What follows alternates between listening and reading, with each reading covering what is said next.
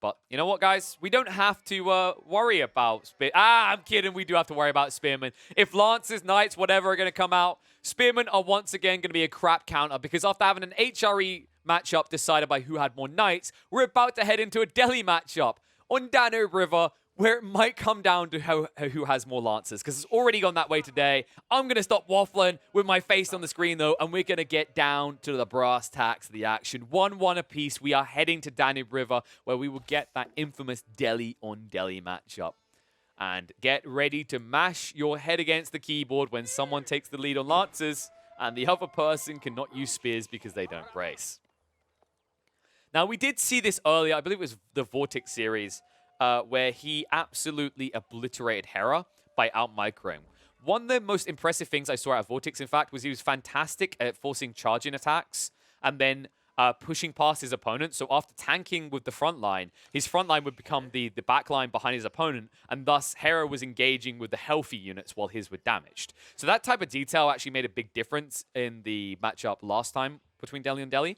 But this time around, I don't think it's going to be as easy. I think Hera really mismicroed a lot in that series, and we saw just the premium element of people like VortiX, MarineLorD shining through their micro. But this time around, both of those names are in this, right? We've got micro gods here.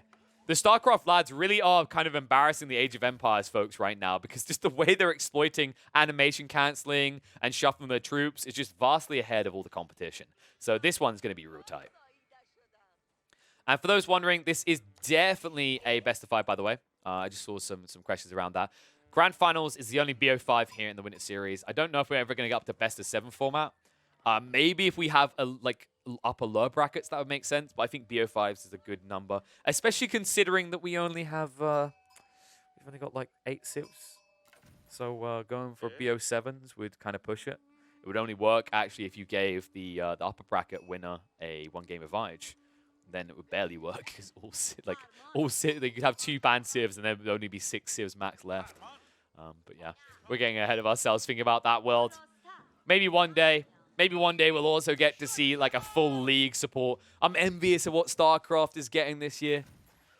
Although I'm very happy to see that this absolute Leviathan in the AoE sphere right now is not looking to return to the StarCraft anytime soon. MarineLorD, despite the announcement of the ESL Pro League for 2022 and 2023, it seems like he really is heavily invested in hanging around in AoE 4 as long as it survives. And VortiX, of course, joining in that regard. VortiX it being a little bit different, right? Like, VortiX wasn't really active in competitive play in SC2. I think he has been officially retired for a few years now. I believe it was back in 2016 that he gave it up.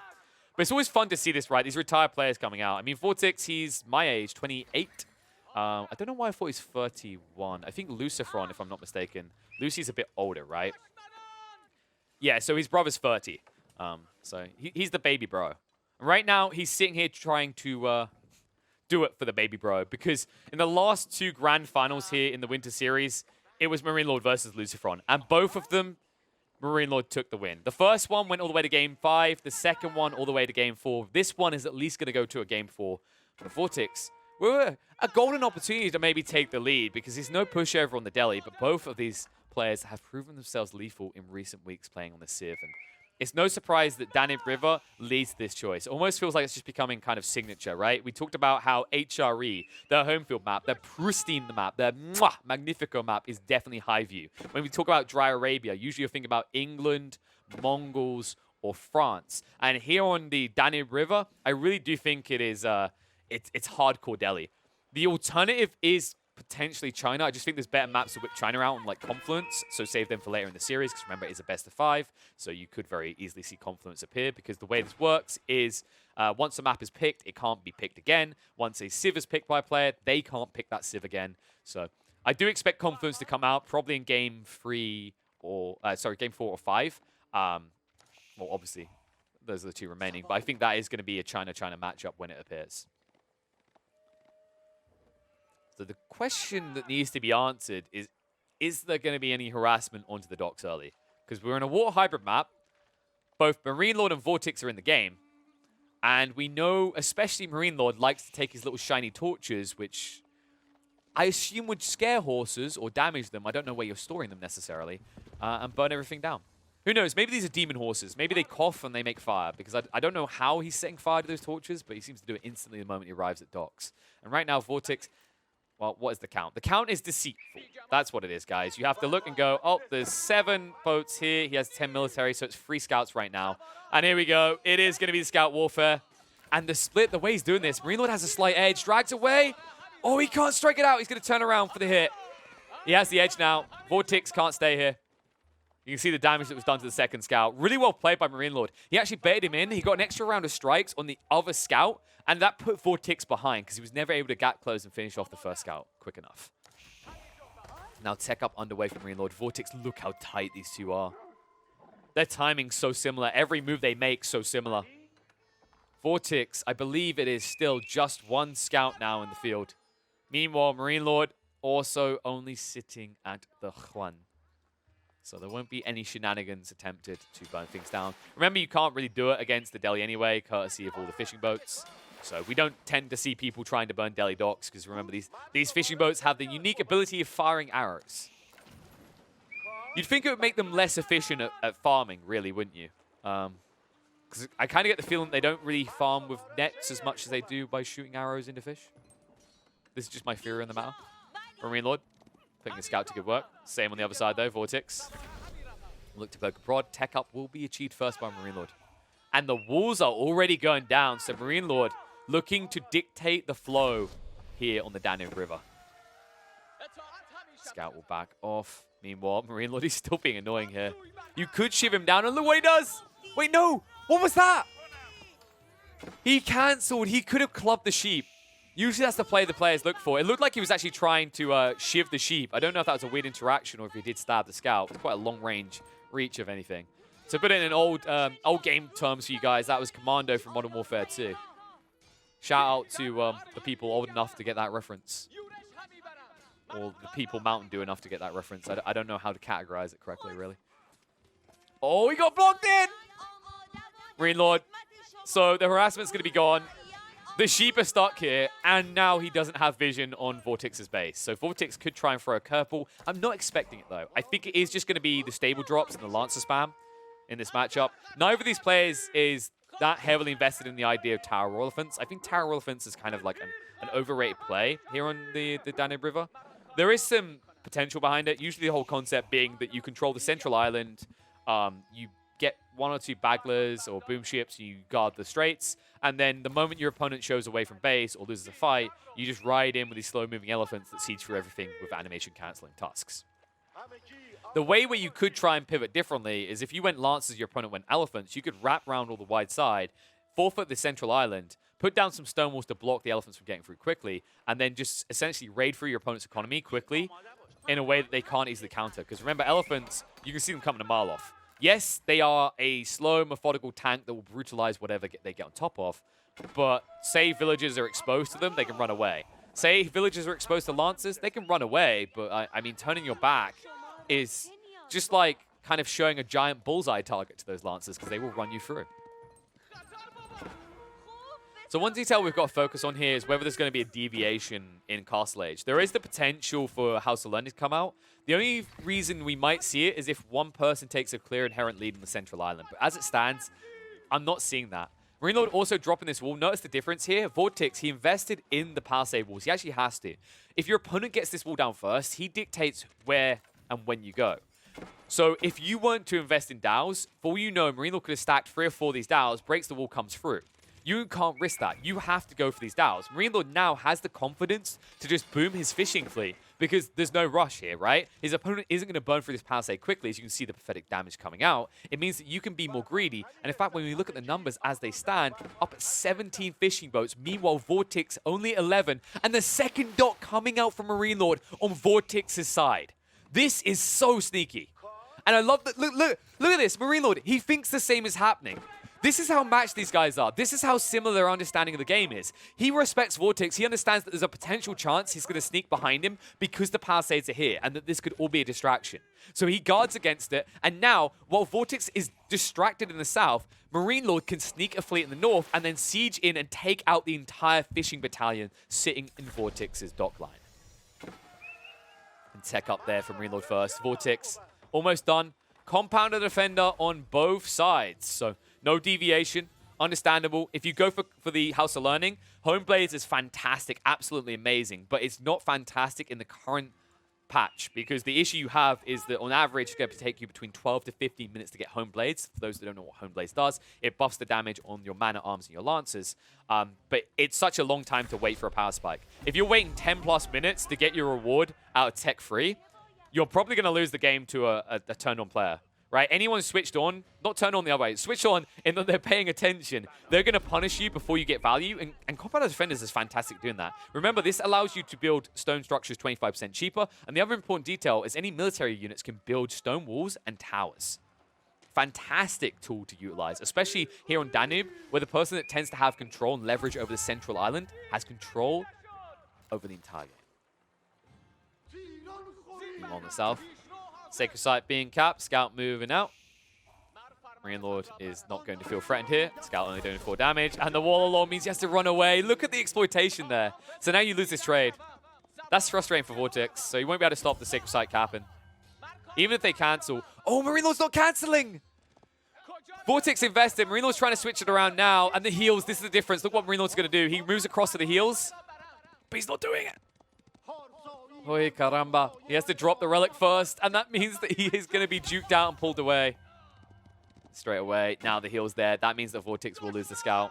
These scout plays point to any other player you've seen in tournaments that prioritize scouts this much. And the micro play. I can't think of anyone. VortiX and MarineLorD are definitely top of the list. MarineLorD definitely top of top. VortiX has a tendency to be a little bit more chill in that early game. MarineLorD definitely the scout rusher of the tournament so far. There you go. Sticks on the Sacred Site. With better health, means that VortiX can't actually deal with him. Also, he doesn't fully heal this, by the way. He wants to min-max. He wants to get the relic back quicker. Remember that scouts do actually regenerate over time, as we can see on the health. As long as you're ahead of VortiX, you always have the edge. And look what he does. He moves out. And, oh, wow. Wow, he doesn't out-micro it. He's canceling now. He cancels first. Now he has the edge, so VortiX is going to lose this one. He has to back away. MarineLorD could have been on that, and he could easily snipe the scout, though, because VortiX wasn't paying attention. That was an auto attack. And the desperation from VortiX. This is the danger of being the North as well. Look what's happening. He's boxed in, limited resources. He doesn't have the same flow we talked about for the central players before, right? MarineLorD has so much he can extend over. And now the Bagler's coming out. This was the biggest fear. Bagler's absolutely trash at taking out docks. You do need boom ships. But it means that your war elephants cannot move to the center of the map. Meanwhile, on the other side, is there anything coming out? It's Lancers. MarineLorD is playing into Lancers. This is a smart play. It's going to give him raid potential, and it's going to box VortiX in further. However, he needs to be careful with his boom ships. These boom ships can't easily access the Baglers, remember. As you can see, the damage on the Blisters is only 50 damage, but the burst attacks do get bonus damage up against the incendiary ships. So it's going to be very hard for you to explode on top of the Baglers. I say that, though. He gets in. Decent hit. Baglers are sieging straight into the fishing boat line. And the dock in the north has been noticed. Boom ships are being built. In the meantime, boom ship is going to take out one of the Baglers from MarineLorD. MarineLorD continue to pursue and force VortiX's fishing fleet back the other way. And they're running from the Dow. Here comes Papa, he says. He might actually have to trigger it here on the Dow. Oh, he's not doing this right. He's just going to lose the boom ship. Wasted value there. No damage done at all. Too much greed, but MarineLorD, look what he's doing on the other side. Bagler, Dow coming from the south. More of these explosive Dows being built in the north, but the boom ship comes out. Manual detonation gets the maximum value and gets rid of another one of these Baglers. Or should I call them Badlers? Because they are giant piles of crap that should only ever be built in Delhi-on-Delhi matchups, or maybe very specifically here on Danube. The damage coming out. Not good enough with only one Badler, and that Badler's out of position. They're slow as well. Only 1.25 tiles. Boom ships do counter each other out, and that's important because the fishing boat fleet has been committed to sinking the Badler. No more ships coming just yet, but Lancers are riding in. However, they are going to get the bad news. There are palisade walls up. But it is going to force the attention of VortiX back on the land. He does have 2 War Elephants, and War Elephants, remember, get bonus damage against cavalry, but they are only melee. Now, Baglers of his own, VortiX trying to counter it out. Even cycling around, he's doing the dance. Most players don't bother with this with Baglers because half your damage just comes out of focus fire. You don't want to risk your unit shooting a different target with its 5 bursts of 10 damage. Nice sink on the side. Suppose Dow gets another. Needs to get rid of these docks. If you can sink one of these docks, you'll have the leverage, right? Because you actually have 3 docks on the waterfront. Your opponent only has 2 right now, and they are pretty stacked close together. Meanwhile, more Lancers coming for MarineLorD. Remember, he has both Sacred Sights. Although I think it's about to be decapped soon. I'll have to see. I should probably put that timer in. I think that's been going for about, we'll say 14? 14 feels about right. It was probably longer. Apologies on that. But this should get decapped.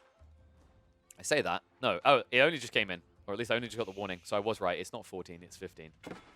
Ignore the rambling dumb bird. Sometimes he's wrong. More often than not, he's wrong. But Lancers starting to stack up.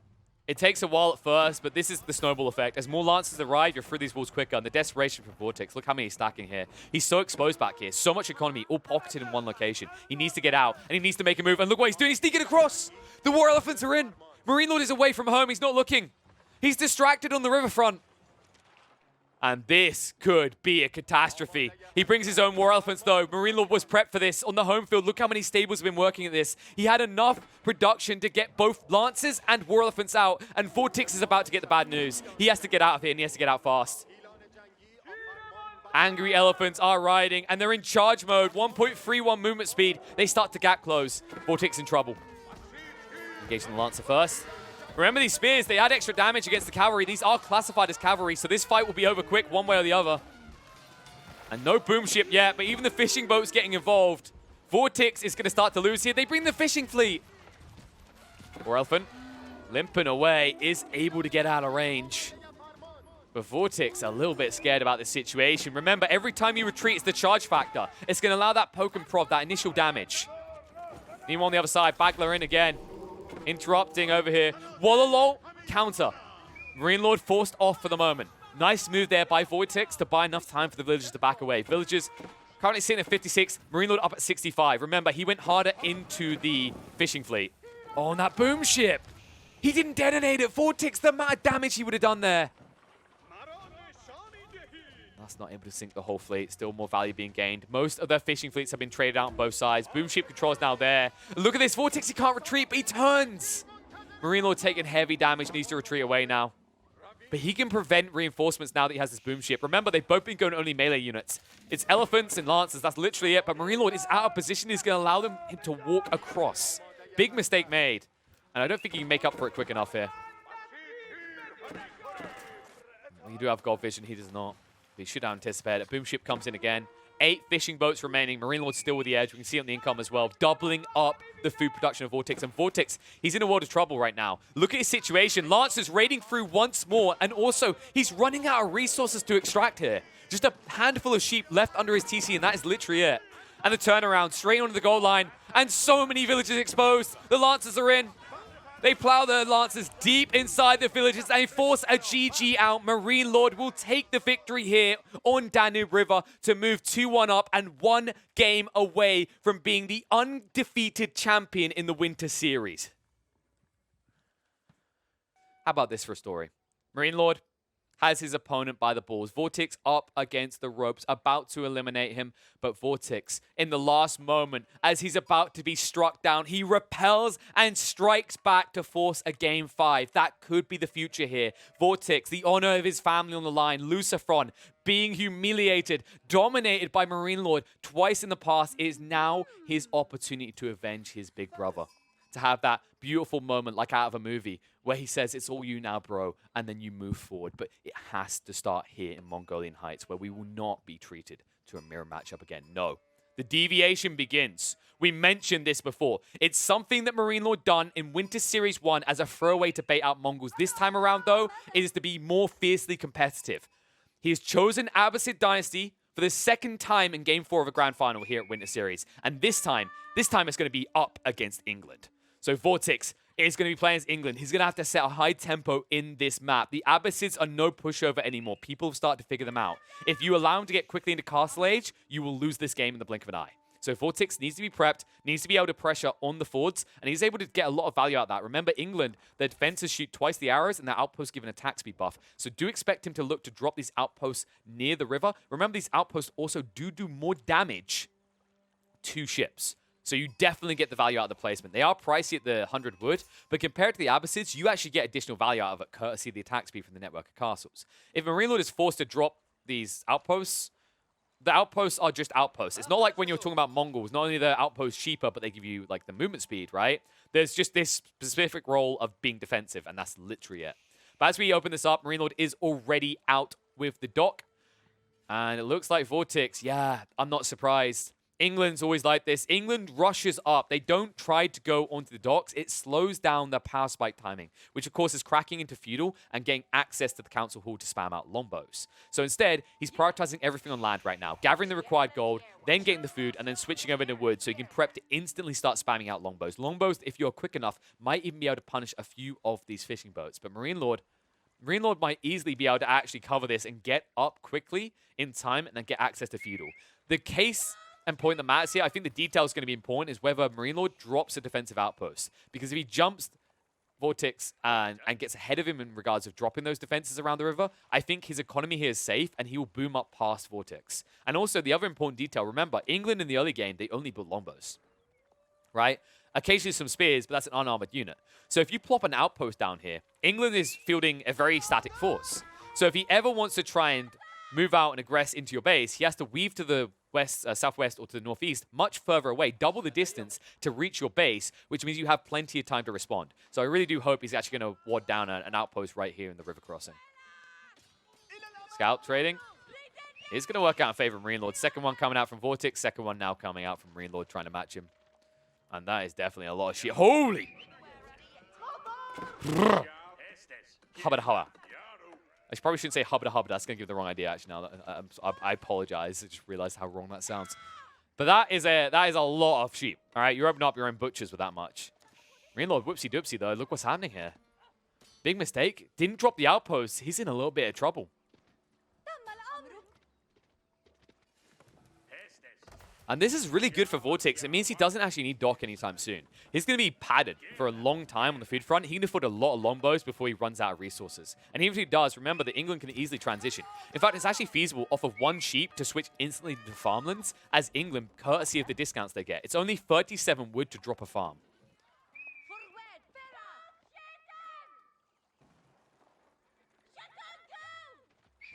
Now the scouts moving in. MarineLorD hasn't gone up to 3 scouts, so he might struggle to poke and prod.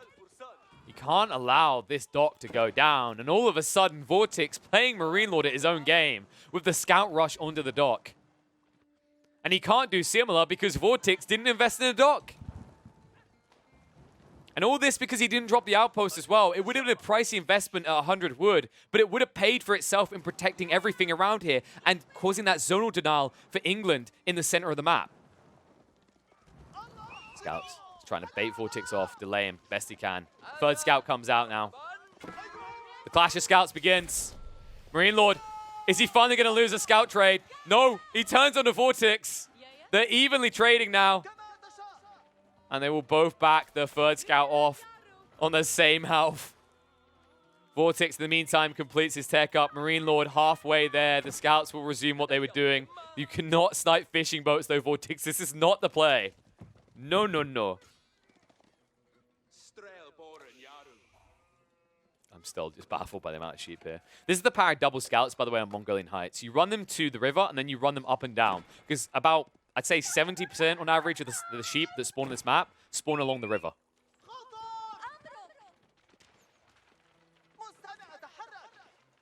Ooh. And longbows now secure the pass. MarineLorD, this was too late. This is a big deal, actually. This is why I want the outpost. The outpost is such a magnifico choice. It blocks everything. It denies the area. It delays VortiX so long, but instead now VortiX, he's going to move in onto your dock, poke and prod at your fishing boats. In the meantime, he could resume with the scouts to try and burn this down, but he needs to be fast. Look, the eco wing is almost complete. It's just 30 seconds away from MarineLorD now. And this many longbowmen can kill your fishing boats. MarineLorD has made the returns the most out of this investment, but you want to get more than your returns, right? A return on investment of like what you paid is crap. You need to get something past it. You're looking for that bang for buck. One by one, he's going to garrison these. He can micro this efficiently. He can draw the ones that were injured out now. They can go back to working. He can actually repair them as well, as we can see. VortiX, he can't get in. This right here, this small wall is game-changing. You're choked into one pass. You have to run so far around, and this is the weakness potentially of England on this map. This is why England on Mongolian Heights, a lot of the time the players end up having to fall back to a much later timing in Castle Imperial. It's because it's very hard to weave in and punish your opponent's economy. Controlling the center is very feasible, but moving in and punishing their base is a lot harder. At the moment, while you are surviving this onslaught, it's becoming harder. MarineLorD, he's docking too late. They keep getting sunk. More importantly, at this rate, you're going to get sunk too quickly to even have a chance to insta-react and garrison, right? Because there's just too many longbowmen here now. Finally, a Dow will come out. He needed this. It's been a long time coming. The Dow is not that useful, though. Here's the problem, folks. You're about to see it. VortiX. I'll just walk away then. Just stay out of range, because this Dow only has 3.75 tower range. Meanwhile, your longbows, they have 7 tower range. This is the beauty of England on Mongolian Heights, on a lot of these water hybrid maps of similar design. They actually don't ever need to go on the water, because their longbows, although it may take them a while to kill these ships, they outrange every ship that you can think of in the feudal age. The only concern is if we start talking about like Hawks, Baglers, Carracks, Baochuans. That's very late game oriented though in England's eyes. England is trying to deny you before that even comes into the picture. And right now, VortiX is doing a damn great job of that. MarineLorD not anywhere near done. He's spamming the horseman, and this is where it turns. Meanwhile, look at VortiX's base. He's a greedy boy. He's dropping a blacksmith. He hasn't defended himself against this possibility. Final fishing boat is going to be found. This is really well played by MarineLorD, and I don't like what VortiX done here. Chasing all the way up map with such a static force, you're out of position now. And look what's happening. The rapin's coming. MarineLorD with just a few scouts and horsemen will ride out and punish you. 9 longbowmen about to be killed. No easy way to protect them. And remember, they're a little bit pricey. You can see 40 food, 50 wood each. You're almost at 1,000 resource investment for this small army. And a lot less for MarineLorD, about half the price. Horseman poking and prodding though. Oh, he missed micro there. He accidentally shot into a different unit, so he didn't get rid of the horseman as quickly as he should have. He's evening this up pretty well though. I gotta give credit. I think MarineLorD maybe jumped the gun, needed 1 or 2 extra of the horsemen. He didn't need to rush towards this as quickly as he did. Overall, it's still a good trade for him. Damn good one. But it looks like right now he keeps blocking himself. The wolf is joining in on the horseman. So he just lost the bonus damage. Big mistake there, MarineLorD. A very unfortunate and unordinary moment, as he actually doesn't micro efficiently. He blocks himself with the scouts. He doesn't get behind the longbow with them. And instead, the horseman keeps getting blocked by his own scouts while he's also being bitten in the arse by a wolf. That's a rough situation. VortiX will back up. I think that situation formation choice was right, by the way. Sometimes line formation is fantastic. I think for range engagements, English players that don't use the line formation are not playing optimally. But up against this melee onslaught, I think it's better to have a cluster formation so you expose less of your troops as you retreat. And the wolves have turned on him as well. What is up with these angry dogs tonight? Good lord. I'm pretty sure half the army just got rabies. Back up to 11 longbows, though, and looking to move out. MarineLorD, he needs to survive and get castle. That's what it is in this matchup. It's all about accessing castle. On the water, it's going to be helpful because the Baglers should be able to at least keep your opponent somewhat at bay. And then also the land factor, right? Being able to switch in and build into siege on the go in the field, getting into your opponent's base and then Mangonel spamming down what is a very static force that England usually produces is going to be the difference maker. So VortiX really is on the clock here. He's the tempo setter. He has to oppress MarineLorD at every turn. He has to keep forcing him to invest into an army. The problem is he's not countering what's coming. Look at this. There's no racks. VortiX is playing a very greedy style of England, and not even a way that necessarily makes a ton of sense. It's not like he's gone on the stone right. It's not like he's gone for a second TC. It's not like he's dropped a dock, although he has now finally in the south. But even with the galleys, look what's in your economy, right? 7 horsemen, 2 scouts. You will get ran through on the longbow count. And it's going to get more scary because the blacksmith, yeah, there it is. The upgrade coming through, the iron undermesh. Going to make a really big difference to the health here. But look at this. Dow moving in. This is not going to be good for him, though. He reveals it too late. He needed to be a sooner. A Dow cannot beat a galley one-on-one. It's even represented in the cost, right? A galley costs 180 wood, 180 gold, compared to 180 wood, 90 gold. The way you beat galleys, the reason they're actually considered in a lot of cases to be a fairly weak unit on the sea is if you outnumber them. If you ever outnumber them, you just chase them down, and they're forced to run away. And if VortiX ever turns and runs with these galleys, remember the galleys are only for shooting. They can't shoot behind them. Compared to, for example, the Dows that drive by at zoomer speed 1.88 tiles per second, and then are also able to shoot on the go in any direction they choose. And here we go. Arch is now here as well. This is where MarineLorD is very scary. VortiX is in trouble. He still hasn't transitioned. He's still in the middle of switching over into farmlands as well. Archers get caught out, though. Needs to pull him out a bit. Even if he doesn't, look at this. This is the bigger problem.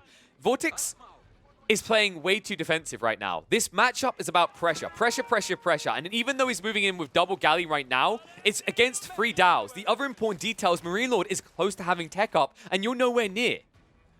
And this is impressive. This is actually godly out MarineLorD. This is 1 TC, but the way he's optimized his economy, the way he's used the Docklands, he's able to crack a castle age timing when VortiX is not ready, while also matching him on the military front, being 27 to the 36. But that 27 is good quality because 10 of them are horsemen.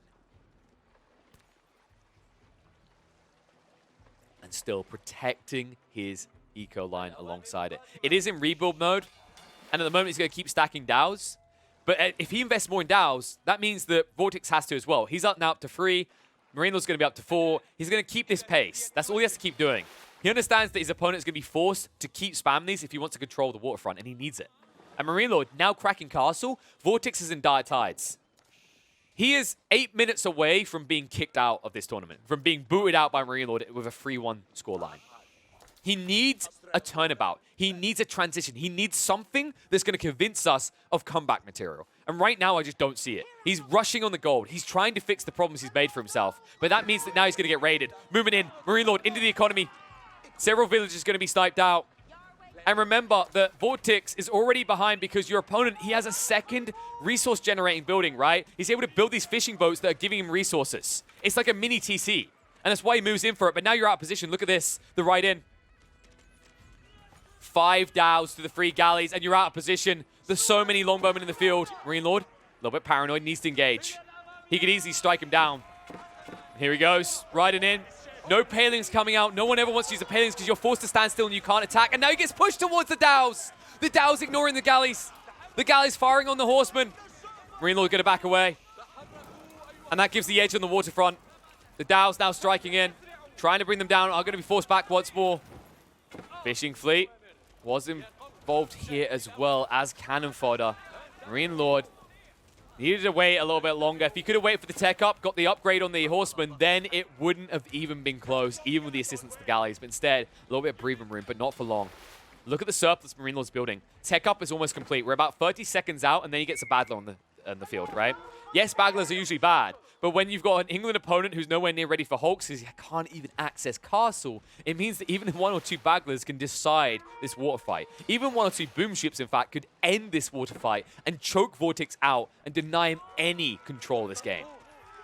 And MarineLorD rides in the army, just trading it out. He's mostly done with the horsemen. He's probably not going to upgrade them to vet status. I think this is a switch over now. We'll see. I think, yeah, Lancers coming out. He'll still get some archers because you want to build siege weapons in the field, but the Lancers are the solution. And this is definitely going to find value because VortiX has been greedy. He still hasn't dropped a Rax. He still hasn't counted out the horseman he saw, which means that MarineLorD knows that for at least the initial fight, Lancers are good. And Lancers, just 5 of them, will easily clean up all of these longbows like it's nothing. Dows moving in, force you back. Takes so long to kill off these Dows. 4 range resistance, healing from the docks. You only do 7 damage per shot. It is very frustrating for VortiX right now. VortiX about ready for a tech up. This could leave him vulnerable, though. This is a very fragile timing. With the Lancers now coming out, with surplus there, and also MarineLorD looking to scale into either a forward keep or a TC, he's in full control right now. King's Palace on the front, very exposed. It looks like it can't be punished. MarineLorD not in position yet. The Bagler is going to come out, and he's moving down south. Baglers are terrible at taking out docks. It's just getting rid of the fleet. Once the fleet is gone, you're not going to be contested. And the Bagler moves in, and it sees an advantage. Takes out one of the longbowmen, heavily injures the other. And now the Lancers are arriving, and they're arriving in the middle of the build-up. Oh, no. MarineLorD rides in onto the longbows, doesn't prioritize dealing with the villagers right now. The villagers that he could easily snipe out several of. He wants to get as many longbowmen gone as possible. The King's Palace still a long way off. Will he turn on the villagers, though? It looks like he's not interested. Instead, still trading out the longbow. Longbow with the increased attack speed, but so much missile resistance. They're only doing 1 damage per shot. And look at this. The villagers cancel building. They try to engage with the archers. This is going to buy time for more lancers to arrive. Although these lancers are going to be gone. And the King's Pass will now be complete. And it looks like MarineLorD slowed down. He didn't bring in the new lancers at all. Instead, he's booming up with a second TC of his own. VortiX now off the wall, so that does mean that MarineLorD can continue to extend his influence and his eco count by going back into the fishing boats here if he chooses. Oh, look at this. Right around the back with a few archers. VortiX, I don't think he noticed this. Oh, wow. By the looks of it, I think he sniped out 5 villagers here. That is totally worth it. Damage done. VortiX might not realize this for at least another half a minute, right? The ping's going off. The attack in the south distracted him. He probably didn't notice a mere 2 archers in the back of his base. That's a tiny little dot. It's not a big blob. So it means now he's got this idle farm, and that's going to be enough. VortiX, he finally realizes just how far behind he is, denied with the lancers coming around the back. It might seem a bit premature, but being countered already and not having any racks in sight, not having any clear economical advantage, he will give it over, and MarineLorD, ladies and gentlemen, will reign supreme here. He is your 3-time Winter Series champion, taking the first, second, and now third one here, and getting the maximum amount of points in prep for the Winter Championship. What a goddamn beast. Not able to get the 3-0, not able to keep calibrating better and go from the 5 series to the 4 series to the 3, but still the way he ends this, the way he denies, the fact that he's able to switch over and treat Abbasids as something other than a throwaway Sith. This shows the journey of MarineLorD. This shows the rate of improvement. This shows the diversification. Think about this lad when we first started casting Winter Series. The first one, he would genuinely use the Abbasids as a throwaway Civ to get one of the better Civs his opponent was going to play off of the battlefield. This time around, though, not a chance. He uses it against England. He counters them out. Even if this game goes later, he knows he can still beat him. And that's exactly why VortiX taps out. A lot of people might go, that's a bit premature. Why are you giving up already? For good reason. Abbas are already castled up. They're already at their strong point. Lancers are coming out. Even if you start countering the Lancers, the things you counter with are very static and not dynamic at all. Your opponent now has control of the river, so you can't move across easily. He's gaining additional eco there. And then on top of that, consider the fact that if you do go heavily into those spears, crossbows, things to counter out the Lancers, that just means he's going to fall back to mangonels. And he's going to be ahead there as well, because you're running out of easily accessible wood points. You're about to expose a lot of your economy, and it means you can't afford to race with him into the siege army. And it will always have him ahead. MarineLorD continue to accelerate that lead as the minutes go on. And that's why he taps out. That's why he gives it over. Congratulations to MarineLorD, though, taking the 3rd Winter Series in a row. The unrefutable champion here in EGC's events recently, and looking like he is on fire heading into the Winter Series, the Winter Championship rather, later this month, which will be for the big lion's share. Because in this one, he did get the big bulk share of a $3,000 prize pool, but that is small fries compared to what's coming. He does secure himself $1,200 here, racing quickly up to the top of the earnings leaderboard at this rate, and he will look to solidify that top spot at the end of this month, because Winter Championship is just around the corner. It begins on the 22nd, and that is where the big moolah is. $20,000 on the line to be fought for, and he is the top seeded player. No one can compete that. He gets the #1 spot. In fact, we want to do a quick update before we close this Winter Championship.